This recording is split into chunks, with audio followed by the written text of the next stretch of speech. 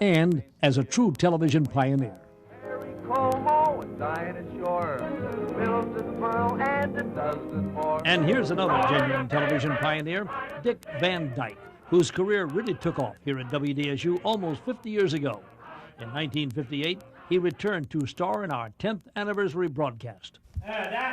And this is the Dick Van Dyke of today, on the set of his network TV series Diagnosis Murder, with him as Dr. Mark Sloan and with his real-life son Barry playing his son on the show, Detective Steve Sloan. It is rare for Dick Van Dyke to grant interviews, but WDSU is a warm memory for this 70-something star, and he took a break from filming his TV series to walk down memory lane with this reporter, who arrived at WDSU on the very day he had left for the network. How in the world did you ever get to WDSU in the first place? Well, Alec, I was in my middle 20s back then. I was working in Atlanta, Georgia, where my two sons were born, at a local television station there.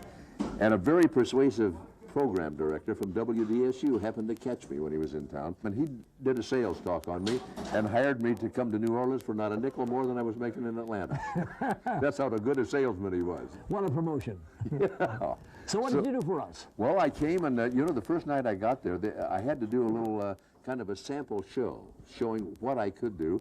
And they had some prospective sponsors sitting in the control room, Louisiana Coffee and a few guys like that. And they kind of liked what I did, so they bought some commercials. And I started doing a daily show, 4 o'clock for an hour, with nothing, just me to start with. And I think we had a little trio. And besides that, I pulled an 8-hour shift as a staff announcer. And I did some new news and I had a couple of record shows and things like that. But the little hour we did on television kind of began to catch on, and we began to get some kids coming in as an audience. And it got to be kind of a thing. I really enjoyed it. And you know, in those days, you didn't have much of anything. 2 live cameras, and you just, anything that came to your head, you did. We had no idea that we were pioneering anything. But I'll tell you, the people at WDSU were so nice to me.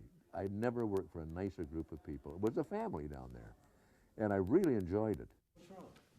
Dick Van Dyke, still going strong with his Diagnosis Murder show.